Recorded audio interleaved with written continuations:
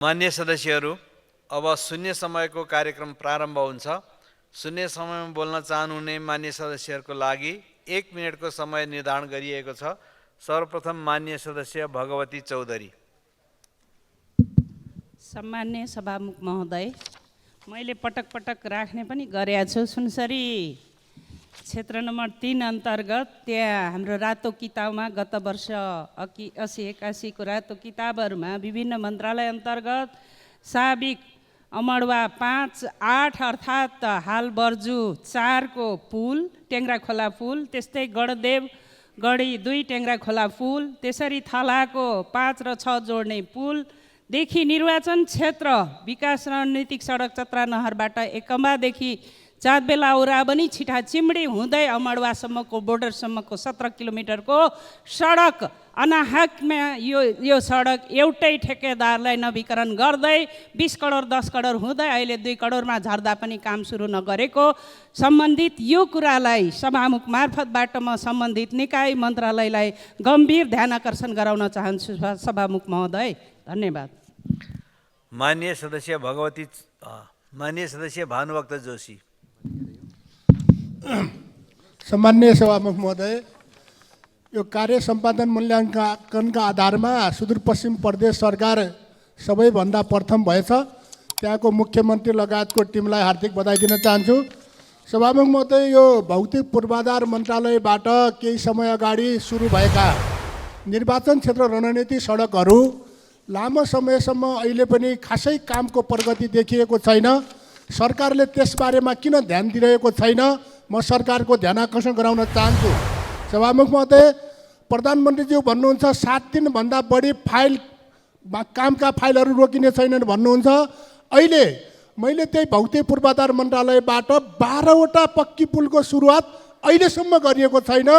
सिँचाइ मन्त्रालयबाट अरूको के भएको छ, अरू ठाउँको बझाङ जिल्लाका कुनै पनि सिँचाइ योजना अहिले सुरु भएका छैनन्। सुनिन्छ सरकारका मान्छेहरू अनेक खालका बहानामा त्यो रकम अन्यत्र सार्न खोज्दैछन्। संसदबाट पारित भएको बजेटलाई अन्यत्र सार्य। मान्य सदस्य मनबहादुर गुरुङ।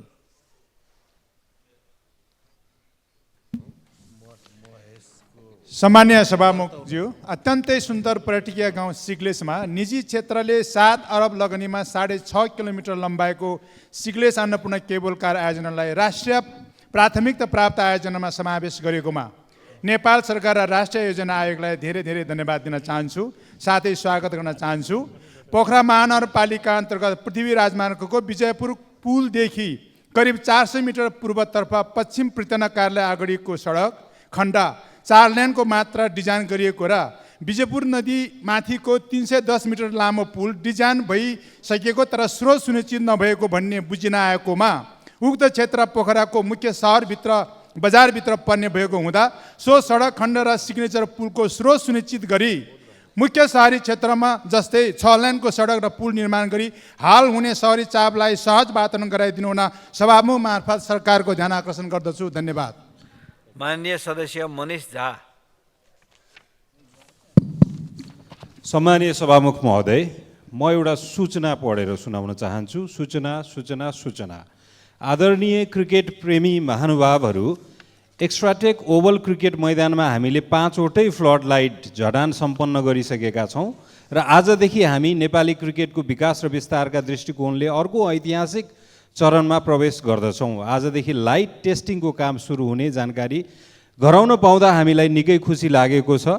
प्रबन्ध निर्देशक Binod Kunwar, Extratech Oval cricket stadium Tilottama 17 Rupandehi.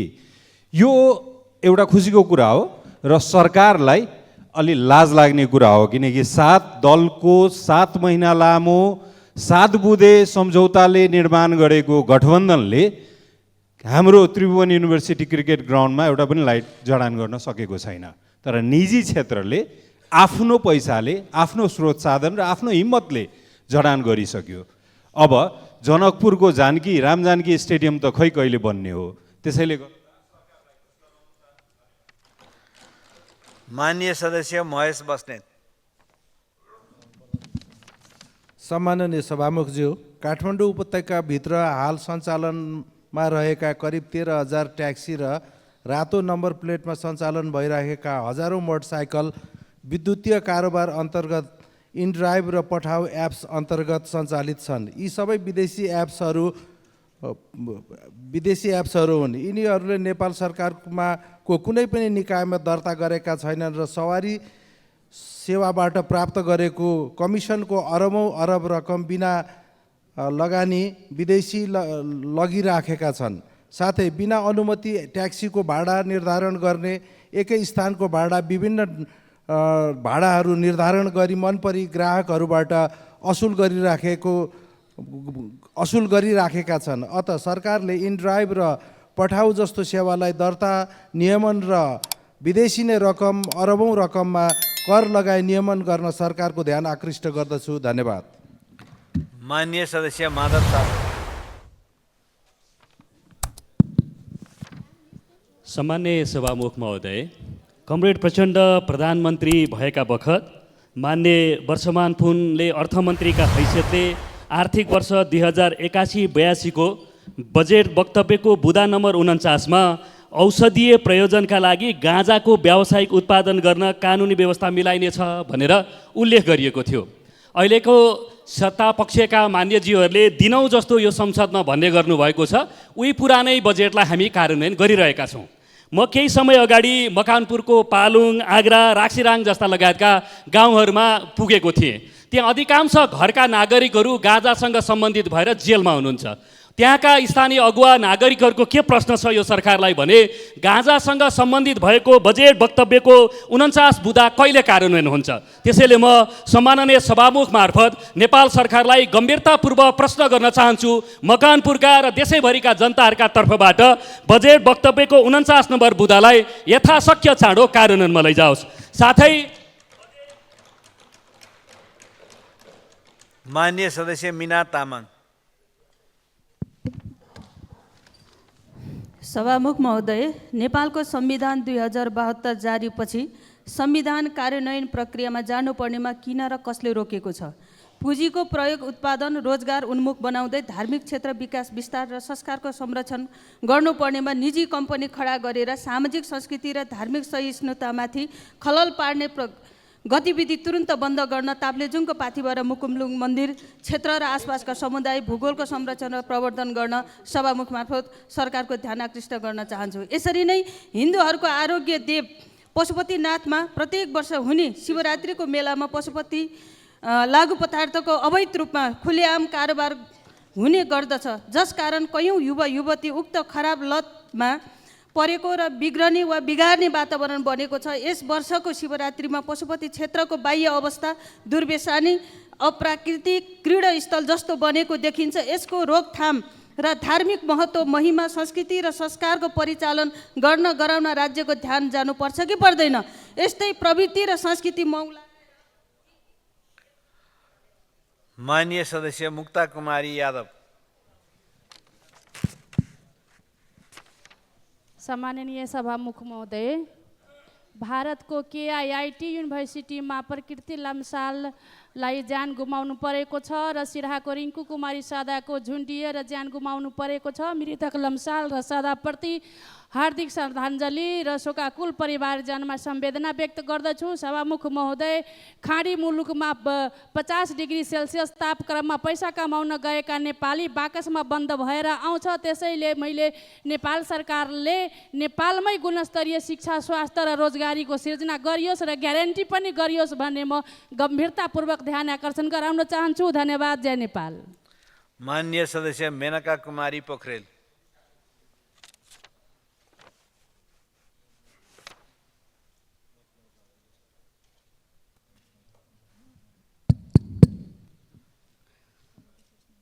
सम्माननीय सभामुख महोदय, कुनै पनि क्षेत्रको समृद्धि र विकासका लागि व्यवस्थित औद्योगिक क्षेत्रको जरुरत हुन्छ।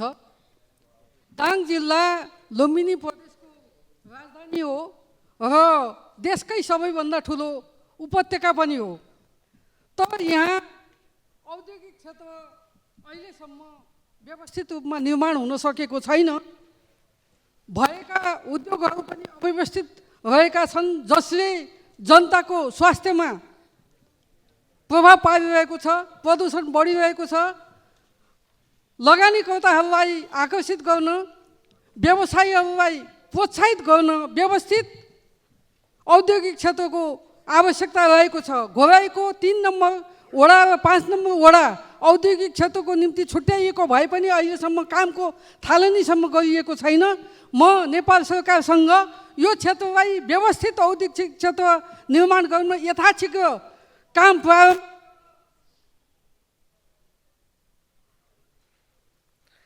माननीय सदस्य मेटमणि चौधरी। सम्माननीय सभामुख महोदय, ट्रान्सप्यारेन्सी इन्टरनेसनल सिन्स 2023 को रिपोर्ट अनुसार नेपालले 34 अङ्क प्राप्त गरेर सङ्कटग्रस्त मुलुकको रूपमा देखिएको छ। फेब्रुअरी 17 देखि 21 सम्म पेरिसमा सम्पन्न फाइनान्सियल एक्सन टास्क फोर्सको अनुसार नेपाल दोस्रो पटक ग्रे लिस्टमा परेको छ, अर्थात् नेपाल फाइनान्सियली सङ्कटमा फँसिसकेको छ। प्रधानमन्त्री तथा मन्त्री परिषदको कार्यालयले तयार पारेको प्रतिवेदन अनुसार प्रधानमन्त्री तथा मन्त्री परिषद कार्यालयको 28.5 अङ्कसहित 11वटा मन्त्रालय फेलको सूचीमा रहेको छ। प्रधानमन्त्रीकै रुचिमा रहेको रेलदेखि पानी जहाज हुँदै ग्यास सबै परियोजनाहरू सङ्कटमा छ। सुरु भएका परियोजनाहरूबाट पनि सन्तोषजनक आउटपुट देखिँदैन। सबै ठाउँमा सबै विषयहरूमा फेल भइरहेको व्यक्तित्वले नेतृत्व गरेको मुलुक कसरी उभो लाग्न सक्छ? सम्भव छैन। यदि मुलुकलाई पास गराउने हो भने फेलियर प्रधानमन्त्रीले छोड्नुपर्छ, अन्यथा मुलुकलाई पटक पटक टाट पल्टिनबाट कसैले रोक्न सक्दैन। धन्यवाद। माननीय सदस्य मैना कार्की। सम्माननीय सभामुख महोदय, हिजो मात्रै मेरो जिल्लाका 2वटै मृगौला फेल भएको बिरामी लिएर धर्मभक्त राष्ट्रिय प्रत्यारोपण केन्द्र भक्तपुर जाँदा साँघुरो भवन स्थान अभावकै कारणले बिरामीको चाप धान्न नसकेको अवस्था देखेँ। 2068 सालदेखि सेवा दिँदै आएको, हाल करिब देशको 70% प्रत्यारोपण गरेको, हाल वार्षिक 200 जना भन्दा बढी प्रत्यारोपण, त्यो पनि 49% सफलता साथ र गरिरहेको निमुखा असहाय दैनिक करिब 150 जनालाई निःशुल्क डायलिसिस सेवा गर्दै आएको भए तापनि यस केन्द्रको नाममा 1 इन्च भवन छैन।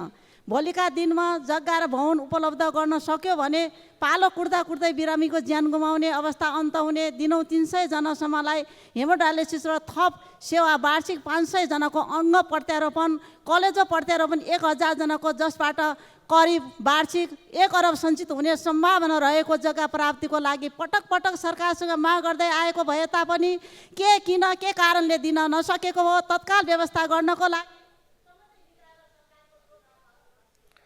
माननीय सदस्य रघुजी पन्त। सभामुख महोदय, किट विश्वविद्यालयबाट फर्केका विद्यार्थीहरूलाई यदि क्रेडिट आवर मिलाएर लिएर आउँछन् भने यहीँ पढाउन सकिन्छ भन्ने दिशातर्फ केयु र पूर्वाञ्चल विश्वविद्यालयले वर्कआउट गरिरहेको भन्ने समाचार आएको छ। त्यो क्रेडिट आवर लिएर आउने प्रक्रिया अलि जटिल हुनसक्छ, किनभने विश्वविद्यालय अनुदान आयोगले चाहिँ त्यो प्रक्रिया छ कि छैन भनेर उसले प्रष्ट रूपमा भन्न सकेको छैन। त्यसो हुँदा सरकारले विद्यार्थीहरूलाई सबभन्दा पहिलो प्राथमिकता ढुक्क बनाएर उनीहरूको सुरक्षाको ग्यारेन्टी अनुभूति गराएर उनीहरूलाई अहिले पढिरहेको विश्वविद्यालयमा पठाउनु उचित हुन्छ। यदि कोही विद्यालय त्यो विश्वविद्यालयमा फर्किन चाहँदैनन् भने उनीहरूले क्रेडिट आवर लिएर यहाँ पढ्न खोज्दाखेरि पढ्न पाउँछन् कि पाउँदैनन्, त्यसमा सरकारको दृष्टिकोण के हो र यो समस्यालाई समाधान गर्नको लागि सरकारले के गरिरहेको छ त्यो बारेमा जानकारी दिइयोस्। धन्यवाद। माननीय सदस्य रणकुमारी बलमपाकी मगर। सम्माननीय सभामुख महोदय, विगत केही समय अगाडि अर्थ समितिको तर्फबाट देशका विभिन्न ठाउँमा रहेका भन्सार तथा नाकाहरूमा अनुगमन गर्ने अवसर मिल्यो, जसमा प्रहरी चौकी, सरकारी कार्यालय, भन्सारभित्र 1-2 वर्ष अघिदेखिका नयाँ गाडीहरू धुलो लागि, खिया लागि, झ्याउ पलाएर चिन्नै नसक्ने अवस्थामा रहेको देखियो। त्यस्ता गाडीलाई प्रक्रिया पुऱ्याएर किन नहटाएको म सरकारलाई सोध्न चाहन्छु। सभामुख महोदय, सरकार भन्सार कार्यालयमा मात्र होइन, यही सिंहदरबारभित्र र प्रत्येक प्रहरी चौकी वरिपरि जताततै पुराना गाडी, मोटरसाइकल यत्र-तत्र छरिएर अलपत्र अवस्थामा छन्। ती गाडीलाई कानुनी मापदण्ड पुर्याएर सम्बन्धित व्यक्तिलाई दिने हो कि लिलाम बिक्री गर्ने हो, छिटो गरियोस् भनी सभामुख मार्फत म सरकारको ध्यानाकर्षण गराउन चाहन्छु। धन्यवाद। माननीय सदस्य रणेन्द्र बराली। सम्मानीय सभामुख महोदय, वर्तमान सरकारको नेतृत्वले सुशासन र राष्ट्रिय समृद्धिको कुरा गर्दा मलाई दुई पाटे ऐनाको सम्झना हुन्छ। त्यसको एक पाटोबाट हेर्दाखेरि बुक्क फुलेको अनुहार देखिन्छ, त्यही पाटो हेरेर सरकारले आफूलाई मोटाएको महसुस गरेको छ। देश ग्रे लिस्टमा परिसक्यो, सरकार भन्दैछ राष्ट्र समृद्ध भयो। 16 अरबसम्म सहकारीको ठगी गर्नेहरू सानले हिँडेका छन्, सरकार भन्छ म देशमा भ्रष्टाचार हुन दिन्न। 343 रोपनी गिरिबन्धु टी स्टेटको जग्गा जसले वैधीकरण गर्न पहल गर्यो उही भन्दैछ भ्रष्टाचार गर्दिन। उता दलित युवती रिङ्कुका बलात्कारी हत्याराहरूलाई पक्राउन अहिलेसम्म सकेको छैन, सरकार भन्दैछ हामी सक्षम छौँ। यहीँनिर मैले ऐना बिब्ल्याटो परेर हेरेर फुर्ती नगर्न सरकारलाई अनुरोध गर्छु र होइन भने सत्ता हस्तान्तरण गरेर सरकारले मार्ग प्रशस्ति गर्नुपर्छ। धन्यवाद। माननीय सदस्य रञ्जु कुमारी झा। सम्मान्य सभामुख महोदय, मैले बुझेअनुसार संसदले अनुमोदन गरिसकेको विषय सार्वभौम जनताको निर्णय हुन जान्छ, सार्वभौम जनताको विषय हुन जान्छ। तर अहिले अमेरिकी राष्ट्रपतिले एमसिसी सहित युएसले दिने हाम्रो नेपालको एडहरू बारेमा जुन अभिव्यक्तिहरू दिएछ त्यो हाम्रो सार्वभौम संसदको निर्णयमाथिको प्रहार हो कि होइन सभामुख महोदय? किनभने संसद र सरकार, ती बेलाका सरकार र संसद मिलेर जुन एमसिसी पारित गरेका थियो त्यो एमसिसीलाई अहिले जुन खारिज गर्ने अथवा रोक्ने जुन त्यहाँको राष्ट्रपतिको निर्णय हो त्यसलाई हामी सार्वभौम संसदमाथिको प्रहार हो कि होइन भन्न सक्छौँ कि सक्दैनौँ सभामुख महोदय? त्यस्तै नेपाली जनता वा नेपाली राजनीति पृष्ठभूमिमा रहेका दल र नेताहरूमाथिको प्रहार हो कि होइन त्यो पनि म प्रश्न गर्न चाहन्छु। त्यहाँको राष्ट्रपति राष्ट्रवादी हो भने हाम्रो देशको सरकार अथवा हाम्रो देशको नेता अथवा हाम्रो देशको राजनीतिक दलहरू राष्ट्रवादी हो कि होइन सभामुख महोदय? माननीय सदस्य रमा कोइराला पौड्याल। सम्माननीय सभामुख महोदय, मैले यो सदनमा पटक पटक उठाउने गरेको छु तर सुनवाई भएन सभामुख महोदय। भक्तपुरका धेरै ठाउँमा स्मार्ट सिटीको नाममा जग्गाहरू, सर्वसाधारणका जग्गाहरू रोकेर राखिएका छन्। त्यहाँका प्रमुख नगरपालिकाका प्रमुखहरूले संयुक्त रूपमा आएर सम्बन्धित मन्त्रालयका मन्त्रीज्यूसँग पनि यो गुनासो राखिसकेका छन्। सर्वसाधारणको जग्गा रोकेर उनीहरूलाई बेचबिखन गर्नबाट रोक गर्नु भनेको जनतामाथि अन्याय गर्ने हो भन्ने मलाई लाग्छ।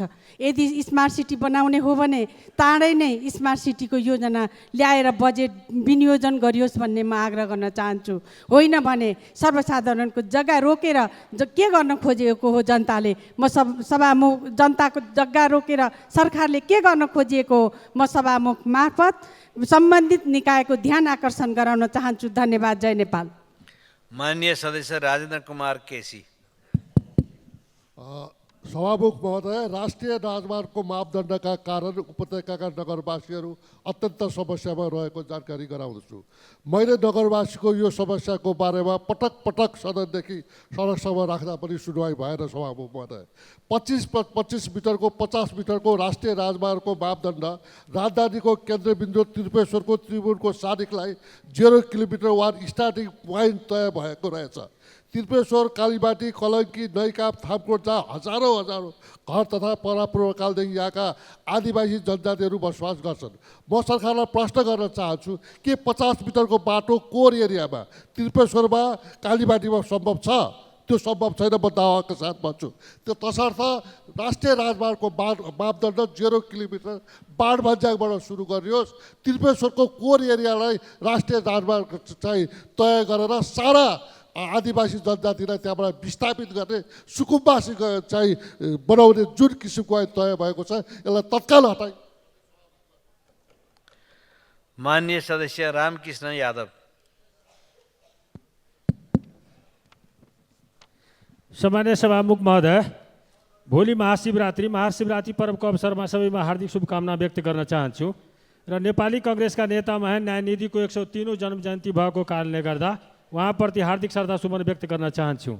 सामान्य सभामुख महोदय, तराईका बस्तीहरूमा यातायातको पहुँच विस्तार गर्ने लक्ष्यका साथ हुलाकी राजमार्गको निर्माण कार्य अगाडि बढाइएको थियो। 21वटा तराईका जिल्लाहरू जोड्ने लाइफलाइनका रूपमा परिभाषित गरिएको उक्त राजमार्ग निर्माणको काम सुरु भएको 15 वर्ष पुगिसक्यो। यद्यपि राजमार्गको सम्पूर्ण भागहरू र कमलापुर हालसम्म पनि निर्माण सम्पन्न हुन नसक्नुको योजनामा गरिएको लगानी र सोको उपलब्धिमाथि गम्भीर प्रश्न चिन्ह खडा भएको छ। तसर्थ गम्भीर रूपमा शीघ्र सम्बोधन गर्न नेपाल सरकारलाई आग्रह गर्दछु। सामान्य सभामुख महोदय, देश समृद्ध कसरी बन्छ? मेरो निर्वाचन क्षेत्रको जमुनी नदीको पुल र चोराकुल पुर्काजी नदी महापाखरको पुल बजेटमा हुँदा पनि नयाँ निर्माण कार्य रोका गरिएको छ। तसर्थ यी दुवै पुलहरू निर्माणका कार्य सुरु गर्न म हार्दिक आग्रह गर्दछु नेपाल सरकार।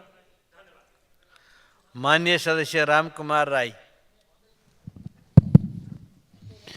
सामान्य सभामुख महोदय, खोटाङ जिल्लाको जनताहरूको अत्यन्तै चाहिँ पीडा पटक पटक मैले उठाइरहेको छु। यो मध्य पहाडी लोकमार्ग खोटाङको 10 किलोमिटर टेन्डर भएर रोकिएर फेरि पनि टेन्डर हुनुपर्ने भइरहेको छैन। अर्को असोज 12 गतेको जो बाढीले फोक्सिङटार पुल लग्यो त्यो बनिरहेको छैन। त्यो सँगै झोलुङ्गे पुलहरू लगेको छ, त्यो बनिरहेको छैन। गाईघाट दिक्तेल सगरमाथा सडकको खण्ड फोक्सिङटार राजापानी खण्ड यो के भइरहेको छ? सरकारलाई म जवाफ चाहन्छु। यहाँबाट चाहिँ यसको उत्तर चाहियो भन्ने कुरा म राख्दछु। धन्यवाद। माननीय सदस्य रामशङ्कर यादव।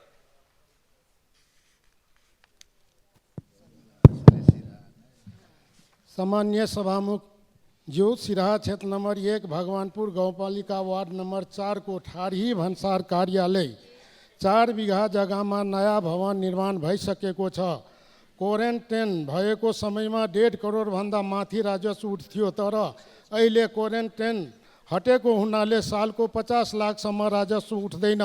जबकि ठाडी भन्सार नाकाबाट लाहान उदयपुर हुँदै पहाड हिमालसम्मको व्यापार हुन्छ र भारत बिहारको लोकहा बजार बोर्डरसम्म बढी लाइन ट्रेन र बसहरू सञ्चालनमा छ। साथै भारतको एनएच बोर्डरदेखि मात्र 29 किलोमिटर पर्छ। क्वारेन्टाइन नभएको हुनाले राजस्व घटेको छ, तर व्यापार चोर बाटो भएर हुँदैछ। तसर्थ सामान्य सभामुख मार्फत नेपाल सरकारको अर्थमन्त्री र कृषि मन्त्रीज्यूलाई क्वारेन्टाइनको व्यवस्था मिलाउन हार्दिक अनुरोध गर्छु। धन्यवाद, नमस्कार। माननीय सदस्य रुक्मिणी राणा बराइली। सम्माननीय सभामुख महोदय, प्रत्येक वर्षको बजेटमा कृषि रूपान्तरणको नारा अगाडि सार्ने तर कार्यान्वयनमा सिनको नबाँच्ने परिपाटीका कारण कृषि क्षेत्र हिजो जस्तो दयनीय अवस्थामा थियो आज पनि त्यस्तै अवस्थामा छ।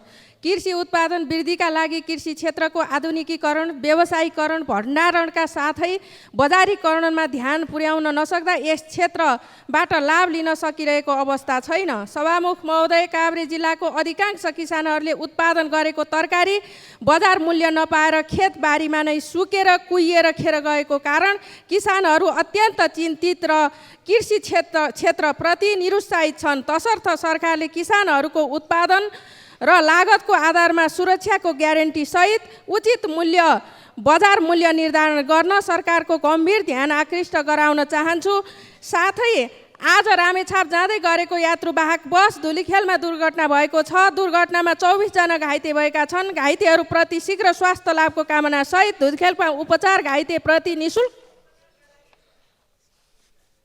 माननीय सदस्य रूपा शोषी चौधरी।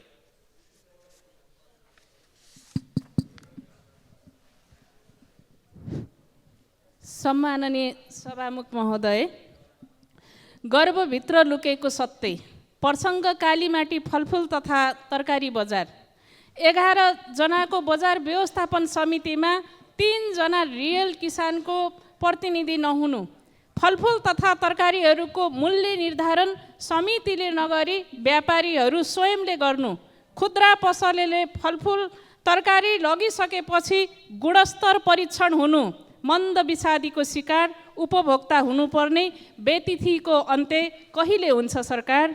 म सभामुख महोदय मार्फत सरकारको गम्भीर ध्यान आकर्षण गराउन चाहन्छु। धन्यवाद। माननीय सदस्य लक्ष्मी तिवारी। सम्मानीय सभामुख महोदय, गत अधिवेशनमा मैले जनावरको अधिकारको विषयमा उठाएको थिएँ। त्यति बेला मैले स्पष्ट माग गरेको थिएँ कि जनावरमाथिको अमानवीय हिंसा गर्ने अपराधीहरूलाई कडा सजाय होस्। तर के भयो, अहिले फेरि काठमाडौँको नागार्जुन 6 मा घाइते कुकुरलाई लखेटी तडपाई मारिएको अर्को भिडियो भाइरल भएको छ। एक निर्बल प्राणी जसले आफ्नो रक्षा गर्ने क्षमता छैन, त्यसको पीडा कसले देख्ने, त्यसको आवाज कसले उठाउने? सभामुख महोदय, साथै नेपालको सडक दुर्घटनाले हरेक वर्ष हजारौँ नागरिकको ज्यान लिइरहेको छ। सरकारकै थ्याङ्क हेर्ने हो भने दिनको 7 देखि 8 जना मृत्यु हुने गरेको छ। तर सरकार सडक दुर्घटनाको न्यूनीकरण गर्न सक्नेले कुनै पहल नगर्नु दुःखद कुरा हो। त्यसैले म सरकारलाई सडक दुर्घटना न्यूनीकरण गर्न आवश्यक कदम चाल्न म सम्बन्धित निकायको गम्भीर ध्यानकर्षण गराउन चाहन्छु। धन्यवाद। माननीय सदस्य लालप्रसाद सामा लिम्बू। सम्माननीय सभामुख महोदय, गत आश्विन 11-12 मा भएको अविरल वर्षाको कारण सिङ्गो देश बाढीबाट प्रभावित भए। सडक पूर्वाधार क्षति, नदी कटानका कारण मानव बस्तीहरू विस्थापित भई जनजीवन प्रभावित भएको विषय यस संसदमा उठाइरहेकै छु। उक्त अविरल वर्षाको कारण झापा जिल्ला अछुतो रहन सकेन। मुख्य गरी कन्काई नदीमा पुल उत्तर पश्चिम किनारामा बाढीको कारणले कटान हुनका साथै मानव बस्ती समेत विस्थापित भएको स्थिति छ। कटान भएको उक्त क्षेत्रमा यथाशीघ्र दैवी विपद कोषद्वारा नदी नियन्त्रण कार्य सुरु गर्नका निम्ति सरकारको गम्भीर ध्यान आकर्षण गर्न चाहन्छु। त्यसै गरी कन्काई नदीको बाढीले लालपानी पश्चिम, गोल्डरन पूर्व, भेलामणि सुगा बथान सडकबारी पश्चिम, धनगढा होकलबारी पूर्व क्षेत्रमा समेत नदी कटानले क्षति पुर्याएकोले यथाशीघ्र उक्त क्षेत्रमा नदी नियन्त्रण कार्य सुरु गर्नका लागि सरकारको गम्भीर ध्यान आकर्षण गर्दछु। धन्यवाद। माननीय सदस्य बिजुला रायमाझी।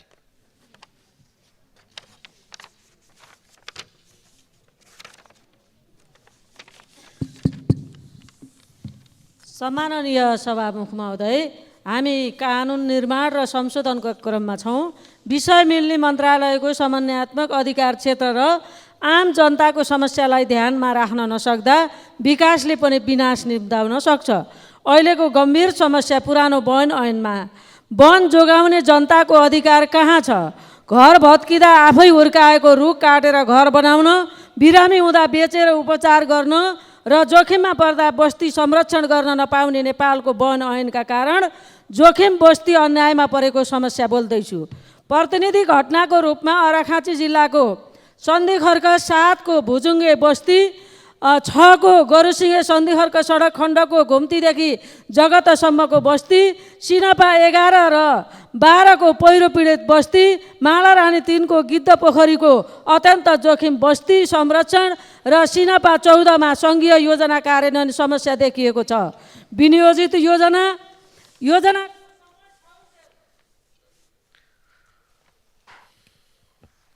मान्य सदस्यहरू, शून्य समयमा मान्य सदस्यहरूले बोल्ने क्रम यही समाप्त हुन्छ।